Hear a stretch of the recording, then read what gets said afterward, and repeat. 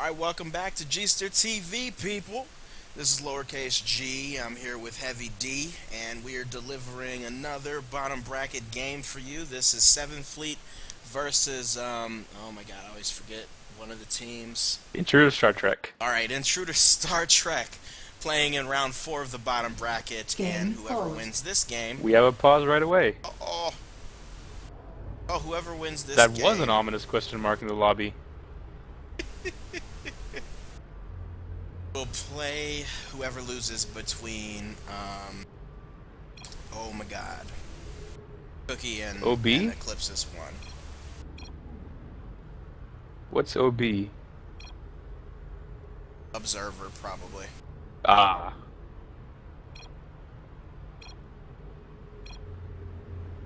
Alright, well, glad that was cleared up.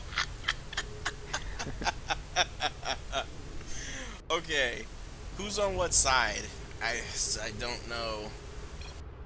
Who's on what side. Looks like 7th Fleet is on blue. Game resumed. 7th Fleet is on blue, and Intruder StarTrek is on red. Okay, yeah, I just had a brief pause there when they were trying to figure out why we were in the game spectating, but now they know.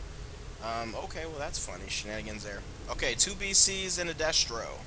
Levy, Carrier, Raven looks like he's waiting for a mission on Seeker. On the Star Trek side, we've got Double Guardian, and let's see, that Needles there? That's Needles. And then we've got ranged BCs. Levy and, oh, 2 Levies. Alright, nice. So, This is a really heavy push strat from yeah. Intruder StarTrek. As is customary, I will go to Duality to kind of give us the early game analysis. Yeah, Go. the ranged BCs versus ranged BCs. You got me a little off guard there. Sorry about that. But if they ball at the push like this, Seeker's gonna hurt them. It all depends on how they play. Intruder will have the pushing advantage. Oh, bombardment on Riker. Huh. Yeah, so they definitely can't ball up like they're doing now. Because even though they're pushing right now, they're gonna be taking a lot of damage doing it. So I'd say it's pretty even. It all depends on how they play this out. Because the bombardment Seeker comp requires some good execution. Alright, so there you have it. It looks like a bit of a kind of a push just coming. Rainforest trying to get away from that Seeker missile. Interesting opening. Riker going there. And the Seeker doesn't hit. Okay, so he escaped that Seeker, moving at that 1.41 speed. And Yeah, a little shot that from a bit too far away. alright, BC kite battle happening. And that's part of what I was talking about, the execution. Like, they need those Seekers to hit. Alright, that one looks like it might be good to go right there. Yeah, that'll definitely hit. BCs are 151, that's not enough to outrun the Seeker, but from that range. Okay, so The BCs have taken some heavy damage. Yeah. Wait a minute. I didn't even realize that that was happening. He is already some of his hull there. Yeah, the Seeker, they were both already out of shields. And another good bombardment. To be honest, I was questioning this bombardment build by Riker, but it's come in handy so far. Okay, so I'm guessing A normal, that lockdowns are going to come pretty soon for this. yeah, with that one armor, 1.4 in speed. Well, of course, by the time lockdowns come out, he'll have more. But if they can stop him when he's bombarding, they can definitely push him and do some damage to him. And they're stacking a lot for these Seekers. He does spread at the end, so it mitigates some damage. Okay. But Intruder StarTrek is taking a lot of damage here. Yeah, and Their BCs are in yellow, right. Guardians are yellow, But and they're some not good really launches. giving up the map, are they? No, they're still holding, and they're using the regeneration on the shields of BC and the Guardians to push back. But some good launches onto the Levy helps Prometheum on his lane quite a bit. Oh, look at Laptop, it's a very bad position over there. They're cutting on him. Oh my goodness, what happened? Looks like He's 161 speed. He should be fine. He's 161 speed. turning away from it. Wow, he was behind enemy lines there. Seeker on the way here. So let's look at the money situation right quick. Alright. 715 to 740. No big difference Very even yet. so far. Yeah. The match is staying right in the middle of the map. Right in the middle of the map, despite the fact that you see the Star Trek guys have more damage. There just hasn't been quite Bulldozer the is same getting push. beat up here. Is Bulldozer... Who's Bulldozer? Ah, yeah, He's bottom stacked left. for bombardment along with the rest of his team, and that certainly didn't help him at all. Okay, so he's bleeding and gonna have to go back in. And he can't afford regen. So So that's going to set him back quite a bit. His opposite Laptop Panda, who has a couple more bio upgrades than he does, and also has one extra bio attack compared to him, so definitely at a disadvantage. Rukawa, on the other hand, sitting at 5 bio, 7 tentacles right now across from Prometheum. Prometheum's got $926 right now. Yeah, he's even with Rukawa, which is good for a carrier, if you can stay even with the levy. So, Rukawa is the sole bright spot for Intruder StarTrek right now. He's got 710, 7 bio. He's already a threat. okay, yeah, up to 196 score, so definitely handling himself out there. I mean, what can you do? These levies just they get strong quick, and they just stay strong. Let's talk. Yeah, about, levy is definitely really strong in the current metagame, and there's not much you can do about it. Let's talk about the late game implications here. 2 levies over here. Consider Guardians to be carries as well. Are these 2 BCs enough to play the utility game in the late of the match? The bigger problem for Intruder StarTrek for the late game is their lack of support.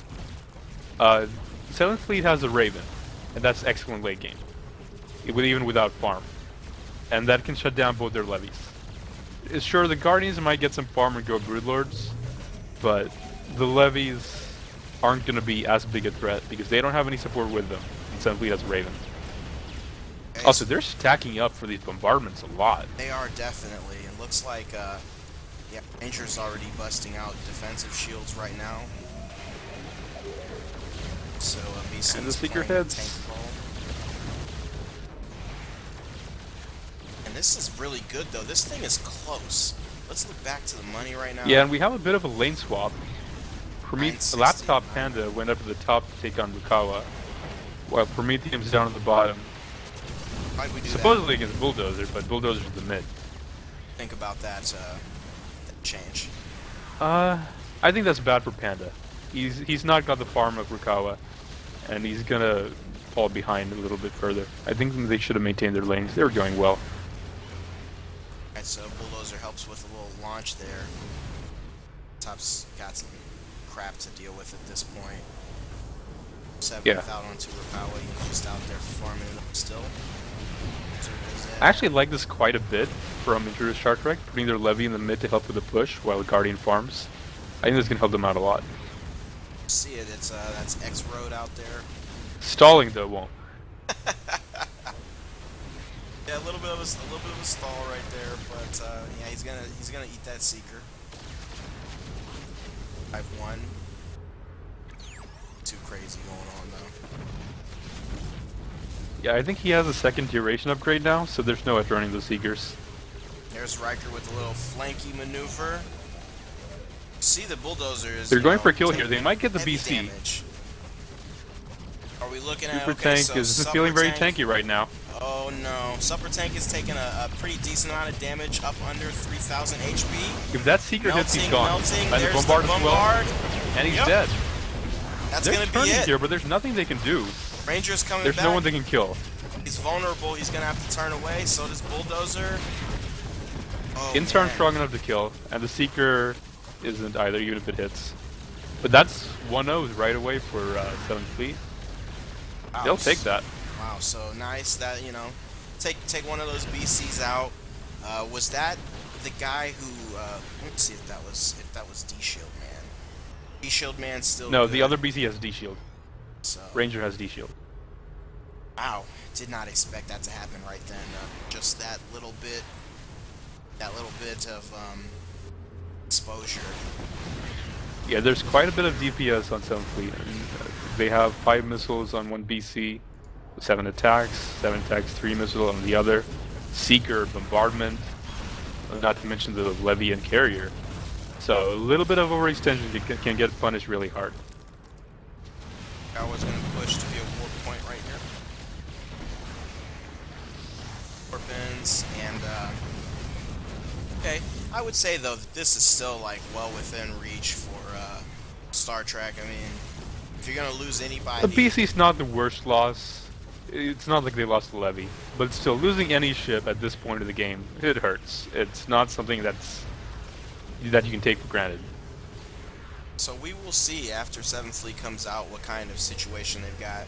See the warps coming. You got a warp going on for Medium? On Panda, right? Oh no, okay. Out here on Medium. Prometheum. Yeah.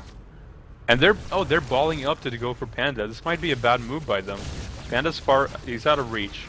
And they're getting themselves in a bad position. Oh man, so what are we gonna see? I don't know who caught who here. Wow, The this Guardian's is a going messy Rainforest taking It is, a but the lot of Guardian- damage. This is Riker on his ass too. Riker's on him. Yeah, Rainforest He has is another bombardment in just a bit. Boom. Yeah. Rainforest Guardian goes down. Other Guardian will go down as well. The other Guardian, yeah, I can't even find him. There he is. Yeah, X-Road, he's gonna go down too. That's it for Star Trek. Yeah, you know, the GG is called. the GG. Okay, well this is a lot different than I expected this to be. Expected it to be a lot Closer. more- yeah, I expected it to take a lot longer. But Yeah, we have a 15-minute game. wow. Okay, well, final words, analysis on the match duo. It's hard to analyze that. People were out of position and they died. That's about it. Think about the idea of turning around for laptop as opposed to. Oh, that was a very bad move. That was a terrible move. You think they I'm really pretty would've sure made at it, that though? point they saw the warp trick, and laptop was out of range. They couldn't have caught him. Like he was keeping his range. He had his speed up. I mean, it's a 171 levy. You're not going to catch him. Do you So I think think that they was a would've very been terrible able move. to It put them in a escape horrible if position. They had just ran it first, though. They probably would have. If they had just gone around like this way, it would have been fine. Okay, well then there you have it.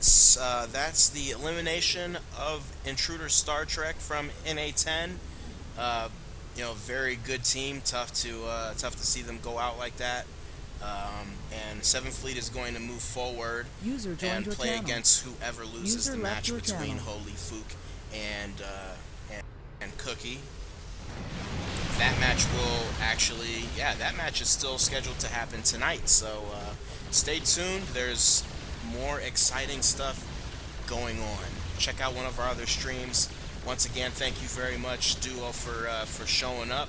Wish that My pleasure, G-Stir. yeah, wish that it would have been a little bit longer, but I'm good. Yeah, I'm gonna go something, or some fruit juice. Fruit juice. Family friendly shit. But we're gonna take a break. Go check out one of the other casts. Thanks for joining us. See you later.